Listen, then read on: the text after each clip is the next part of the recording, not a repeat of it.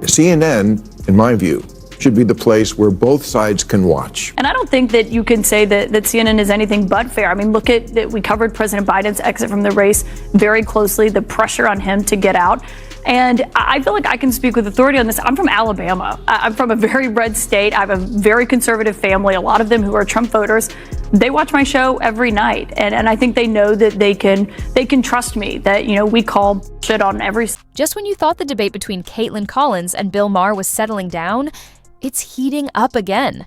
Kaitlan isn't holding back as she continues to push against conservative views, even at the risk of her own reputation. But Bill Maher isn't stepping aside either. In my last video, we explored their ongoing clash, and today, we're breaking down their latest exchanges and the strong reactions they've triggered. Trust me, this conversation is far from over. Before we dive in, don't forget to hit that subscribe button so you stay in the loop on all the latest updates. This version keeps the energy high, makes it clear and engaging, and sounds natural. Let me know if you'd like any tweaks. I'm Kaitlan Collins. I'm inside the East Wing of the White House right now. And if you look over my left shoulder, you can see the portrait of President Barack Obama. That, of course, was his presidential portrait that was unveiled a few years ago and installed here at the White House. One question that we had coming in was whether or not that portrait would remain up. We've seen Trump removing the portraits of his former officials at the Pentagon, like General Mark Milley and his former Secretary of Defense, Mark Esper. But so far, all the portraits in the East Wing of the White House still appear to be up. Kaitlan Collins and CNN seem more focused than ever on criticizing Trump. So much so that even left-leaning figures like Bill Maher aren't off limits. But here's the question. If they were truly committed to reporting the news, would they really be fixated on the portraits hanging in the White House East Wing? Or is this just another excuse to take shots at Trump? Spoiler, we'll get into that in just a moment. With major economic issues unfolding, is this really what the media should be prioritizing? A lot of people don't think so. One viewer didn't hold back, saying, "What a ridiculous thing to report on at a time like this." Others pointed out CNN's declining viewership, arguing that coverage like this is exactly why the network is struggling. That said, not everyone disagreed with Kaitlan. Some felt she seemed disappointed that more portraits weren't removed. And then there's the growing comparison to Jim Acosta. Many believe she's following the same path. What's your take? Let's break it all down. This version keeps things sharp, natural, and engaging while staying true to the original message.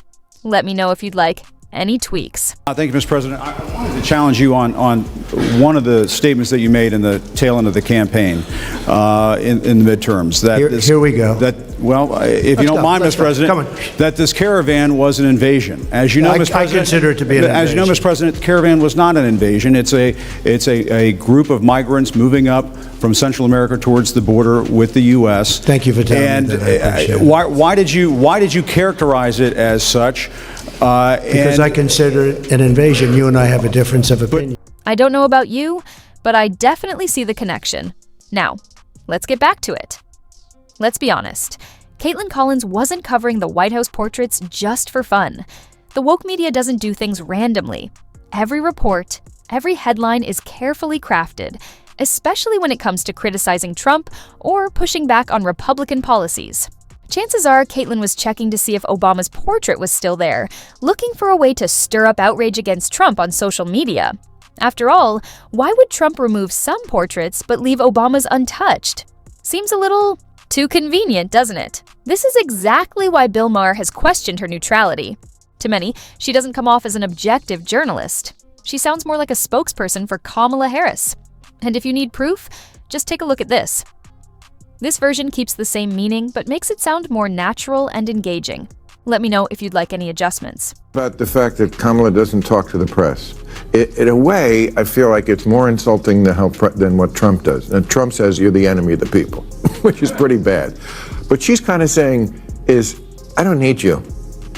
I'm not talking to you. You don't matter. You're not relevant anymore. To me, that's even worse than I hate you. It's like I don't think about you. I don't know if it's worse than denigrating the press on a daily basis, which is what Donald Trump did. I mean, I covered him in the White House every day as a correspondent. See what I mean? The question was simple. Why was Kamala Harris avoiding the press ahead of the presidential election? But instead of giving a straight answer, Kaitlan Collins did what CNN does best. She found a way to drag Trump into the conversation. Classic move. Rather than addressing why the sitting vice president was dodging the media, Kaitlan used Trump as an easy distraction. It's a well-worn trick from the CNN playbook. When in doubt, shift the focus to Trump. No tough questions, no accountability, just a convenient pivot to avoid the real issue. But Bill Maher wasn't buying it. He called them out. And honestly, can you blame Trump for calling CNN the enemy of the people when journalists can't answer a basic question without turning it into an attack on him? That's not reporting. It's activism pretending to be news. It's biased, misleading, and a big reason why so many people no longer trust mainstream media. This wasn't about seeking the truth. It was about covering for Kamala Harris. And the sad part? CNN acts like nobody will notice. But Maher sees right through it. And he's not afraid to say so. This keeps the message sharp, natural, and engaging while making it flow smoothly. Let me know if you'd like any tweaks. It was just gushing about how great a speech it was. And I think she did fine.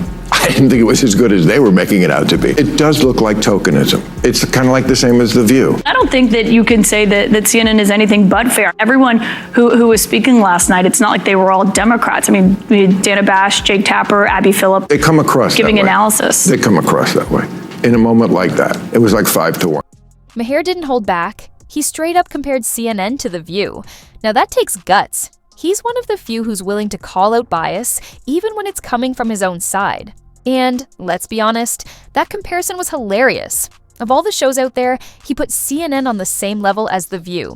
And that's not just a jab, it's a full-on roast. Think about it. The View is basically a chaotic talk show where facts take a back seat and shouting matches pass for debates.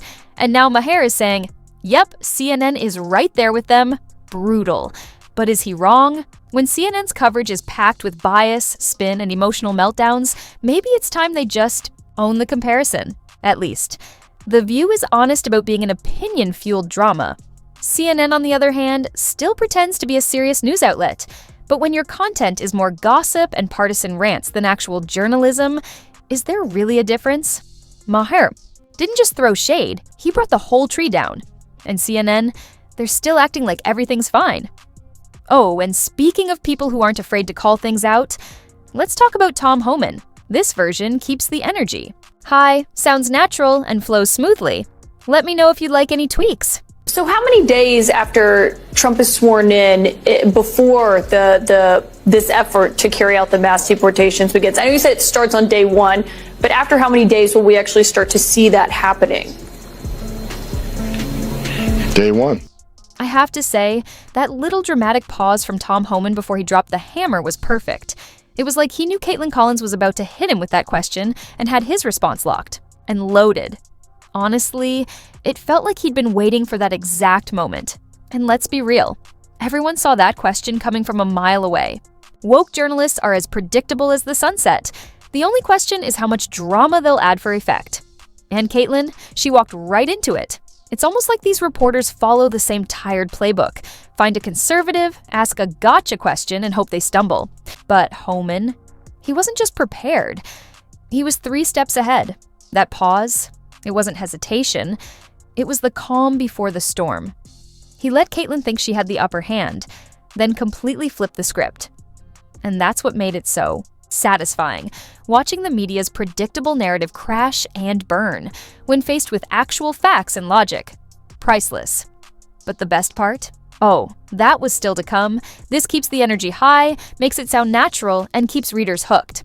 Let me know if you want any tweaks. On this effort overall, in terms of what you believe you need, and you're obviously deeply familiar with how this works and what's ahead of you, you had previously said about $86 billion was the minimum this project will cost. Do you have a better estimate now as you've been developing your plan?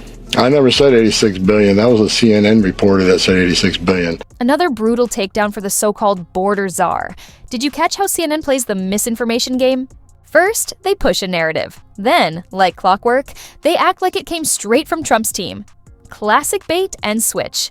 Take that $86 billion figure. Tom Homan never brought it up. CNN did. But here comes Kaitlan Collins, casually dropping that exact number as if Homan himself said it.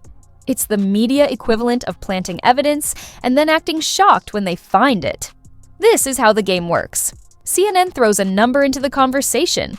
lets it sit long enough to sound credible, and then uses it to trap conservatives, pretending it's some universally accepted fact. And if you push back, suddenly, you're the one accused of spreading misinformation. It's manipulative. It's dishonest. And honestly, it's getting old. But Homan? He wasn't having it. He saw the trap coming and tore it apart, piece by piece. And that's what made it so satisfying. Watching CNN's narrative fall apart under actual facts. It's like catching a magician palming cards. Awkward, embarrassing, and oh so satisfying. This version keeps it sharp, natural, and engaging while making the points clear. Let me know if you want any tweaks.